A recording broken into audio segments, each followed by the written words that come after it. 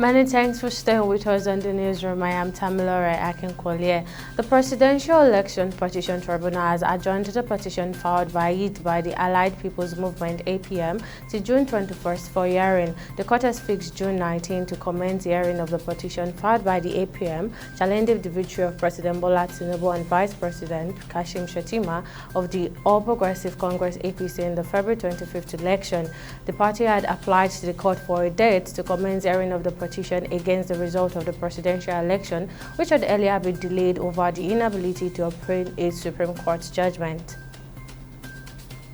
A lawmaker in the 9th House of Representatives, Uzoma Abonta, has implored the 10th Assembly to emulate President Bola Tinubu and to have the political will to do what is necessary to consider and promptly pass bills that benefit Nigerians. While commending Tinubu for the prompt removal of fuel subsidy, Abonta said further delay while engaging in consultation with stakeholders would have reduced the political will to take actions. The Nigerian Labour Congress (NLC) has said the government must meet its demands to cushion the effect of the fuel subsidy removal. The union threatened that it would not hesitate to call out workers for industrial action, adding that it only suspended its planned strike. It added that the high cost of fuel is inflicting unbearable hardship on Nigerians, and the government must act fast with respect to providing palliatives. British member of the parliament has cast their judgment on Monday after an implicating report found ex-Prime Minister Boris Johnson lied to parliament about the lockdown-breaking parties.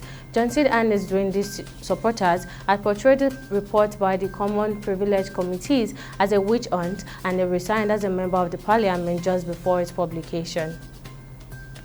The management of Arik Air Limited has dismissed allegations of misappropriation of funds to the tune of 120 billion naira. The Economic and Financial Crimes Commission (EFCC) had reportedly detained the receiver manager appointed by the Asset Management Corporation of Nigeria for Arik Air, Kamilu Omokende, over alleged misappropriation and diversion of the alleged sum. Reacting to the development, the airline described the report as false, saying it was nothing more than well-concocted lies and forms by deliberate campaign of calumny against the receiver manager. And in international, the United Nations has accused Russia of blocking humanitarian aid of Moscow-controlled regions of Ukraine affected by the recent destruction of the Kharkov Dam. The hydroelectric dam in Russia, occupied by Kharkova in southern Ukraine, collapsed June 6 as a result of an explosion. Subsequent flooding of the dozens of towns and villages had created an environmental disaster and a climbing death toll. In sport, Barcelona has signed right-back Onur Bartley and in their women's team. The Catalan club said on social media on Monday, with a Manchester United contract expiring at the end of June. The 24-year-old Catalan, who developed Barcelona as a youth player, has signed a deal until 2026. Bartley, who helped Manchester United qualify for the Women's Championship League for the first time, will compete with England international Lucky Bruins to start for Barcelona.